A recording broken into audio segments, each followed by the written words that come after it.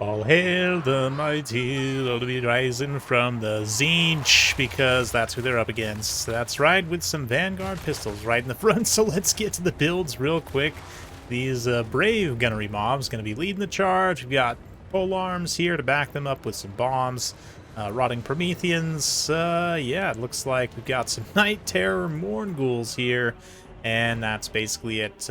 Chaos Sorcerer, Lord of Tzeentch, with the Knights of Immolation and Furies coming in from the side here. We've got an Exalted Flamer, some Pink Horrors, and some Marauders up front to catch some missiles with their faces and their shields and their other shields. That's actually Zangors, not just Marauders. So mostly Zangors, not any Marauders actually. I don't know what I'm talking about. Let's get on to the battle here and get some beautiful cinematics of this shootout already taking place. Hello everyone, a minute in. How you doing? Nice to see you all today. Sometimes, I wonder, I just jump into the battle often. Used to do like a little intro, hey guys, I'm Dov, all that jazz. I figured, I respect you guys' time. I want to just get straight to the fun, so why not just get straight to it? But anyway, definitely a lot of fun happening as these front lines clash here. The Furies are going to swoop in at a very opportune time, try and interrupt those bombers right when this melee is taking place. How much will it actually help against the angry crabs? Plague of Rust will try to help, but yeah, it really doesn't do much, especially with the zombie summon right on the pinks. As they try and do their thing, you can see the crabs also moving through the side here. Night Terror Morn Ghouls pressuring the Tzeentch backline. So both players committing heavily to just destroying the other's ranged units. So although we got a glorious shootout, very cinematic for a few seconds, it's now over. And it's just a bloody mess. Yeah, unfortunately this Exalted Flamer here is in a tactical reserve, which definitely could be helping a decent amount in counter-shooting some of this stuff as it advances, but yeah, hard to tell who's actually winning. The Furies are doing a lot of damage right now, and even against the deckhands, like 3 Furies rushing in could potentially do some damage, but it looks like this unit's going to detach, fly up into the front line, try and support against some of these units. The Knights of Immolation are actually getting beat up pretty bad in here too right now, but the Night Terrors have also taken a substantial amount of damage. They don't have a base weakness to fire, even though they don't have Chilling Aura and a Frostbite, but it does hinder their regeneration, so definitely you don't want to be getting hit by that as much as possible. Yes, a couple of Scurvy Dogs also were in tactical reserve there. They're going to now come out and unsuccessfully defend against the Furies. Man, crazy how fast some things happen sometimes in these battles, and that's generally why I try and avoid slowing down and slow motion as much as possible, just to give you guys a sense, a lot of you who don't play, a sense of how fast things happen in real time. Because yeah, sometimes the battles do go very quickly, sometimes they can be quite a bit longer, and this actually might turn into a long game. We'll see. Those two factions definitely had a big old epic clash, but now we're getting into this second phase here where Empire Coast trying to pursue, Tzeentch trying to kite, take advantage of the missile units they do have remaining, managed to survive that clash, and likewise, on the advance, it must be said that the Promethean gunnery mob's shotguns should not be discounted. They don't do an insane amount of damage, especially considering there's only 12 unimodels, but still, it is some damage, and will, over time, be able to generate some value as they advance. Certainly, though, right now they're not pressed for targets in melee as the Furies rush down en masse. And this is actually quite dangerous, given that you can see the Promethean models like all basically individually surrounded by Zangors and Furies and everything else. Biggest hope is just that you get a nice clutch invocation of Nehek, which does happen here, at least for the Lamprey's Revenge. And try and hold out against all of this and wait for the Furies' leadership to die, because they also have pretty poor leadership and defensive stats, so it's definitely a game of attrition right now, and the Furies are not greatly suited for that, even in this great of numbers. And see the Hounds actually rushing in to reinforce. Quite dangerous, given they're undead. They're not just going to rout like a lot of other factions Hounds would, faced with this many Furies. I mean, they'll definitely still crumble, but they'll stick around to fight for a little bit. Anyway, Yeah, the Night Terrors here also just frostbiting this Exalted Flamer, who fortunately didn't get to use a lot of his ammo. Could have made a pretty good difference, honestly, up to this point. But the Fury Squad, this flying doom ball of Megadeath, is going to swoop down, get those Night Terrors. You can see that Searing Doom unleashed on the far side there. I'm not going to do too much. The march of the crabs here will continue advancing. And the Night Terrors, because of that hunger, they're going to continue fighting. They at least survive momentarily. Enough for the crabs to get in range. The Exalted Flamer gets over on the side here. We get some hits and finish off the Night Terrors. Probably, yeah, they're basically done for.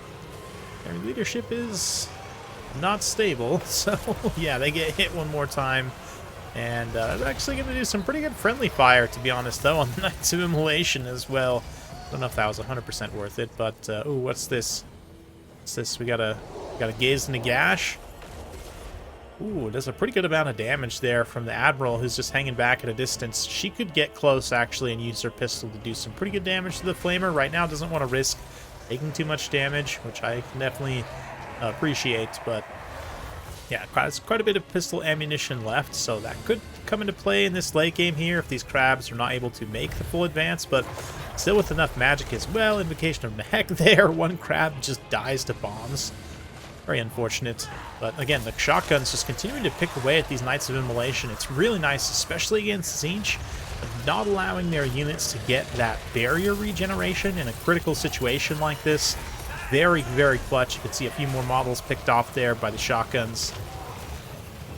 And the Haggard Gun Crabs just absolutely showing their power, even in this late stage of Warhammer 3. Yeah, very well designed for a matchup like this.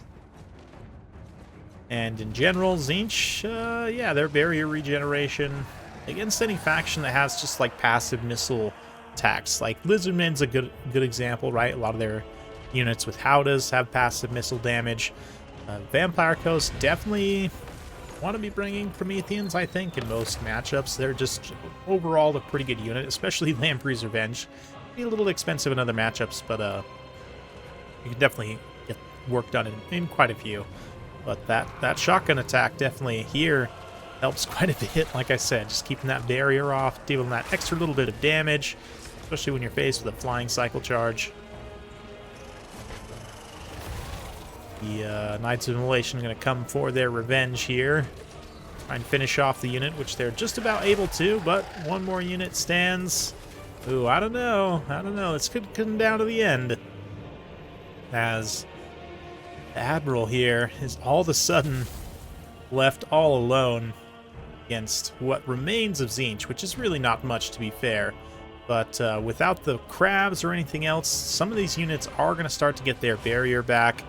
Ooh, nice Gaze of Nagash one more time there to finish off the Flamer. Gets its leadership down. Yeah, it's done. Now, you can see that shot went into the Sorcerer's shield, which is not ideal. You want those shots to be doing real HP damage as much as possible and not wasting the ammunition. But not a lot of armor with the the exhaustion kicking in. 70 base, but minus 17 from exhaustion. And that Plague of Rust going to put it down even further. So it's looking like the Tzeentch player is going to go for it. They've got all their units in support here, bringing in Sorcerer to try and fight as a single entity. The last of the Knights of Immolation here as well.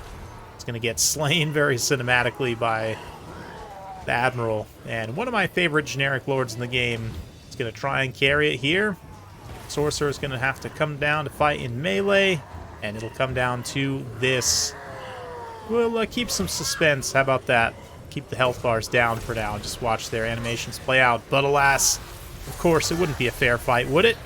She's a pirate after all, so she brought her crew along. One very clutch summon, but in response, ooh, a brutal Searing Doom cuts down like half the unit and probably forces them into crumbling. No, maybe not quite, but still, the crew remains, having weathered the storm, pun intended.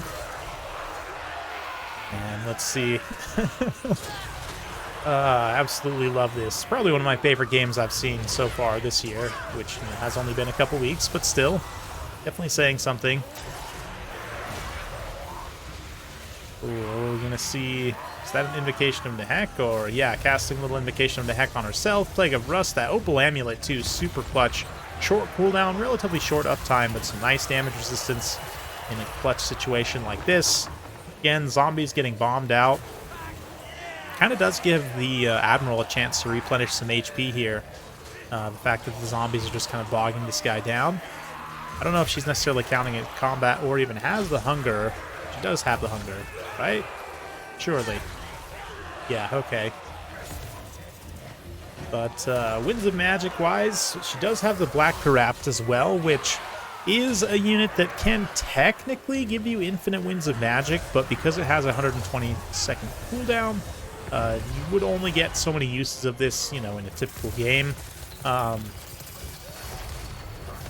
Yeah, we'll see how much longer the game ends up going on. Oof. Doombolt actually very... look at that ending right there. She's just straight up disappeared in that thing. You won, though. It's okay, you won. Wow, what an ending. Yeah, the Sorcerer goes to army losses there as the Admiral is able to hold, and what a game it was.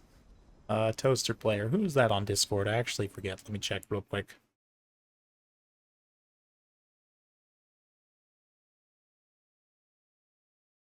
Helios. Yes, the one I said it was actually yesterday, but this is the one actually he sent in today. And what an epic game it was. Absolutely down to the finish. Those Rotting Prometheans, a huge part of the victory. Night Terrors also get some respectable value, some good disruption and debuffing at various points. Tactical Reserve Hounds still come in and get some pretty good value. But the initial gunfight definitely going in Tzeentch's favor. The fact that they actually had missile units survive to a degree. But Admiral definitely proving to be a late-game missile unit with some strength. But yeah, those Furies just feasting value. Knights of Immolation also pretty much pay for themselves. Zangor's not quite so much, but I respect the pick here. I think they're probably a solid option. Maybe you could make an argument, cut a few of them and bring some Marauders just for the additional width, but you can only squeeze out like an extra unit or two by doing that. So is it worth it at the end of the day? Probably not. Yeah, just a very fun and interesting game overall. Honestly, could have gone either way with some different, plays on either side. When a close game like that, definitely there's a number of things that could have changed the outcome either way. But yeah, fun one for sure. Hopefully you guys enjoyed that. I know I sure did. If you do like this sort of content, be sure to like and subscribe. Hit that bell notification. Every time I upload a new video, you'll be notified. Thanks again. We'll see you next time.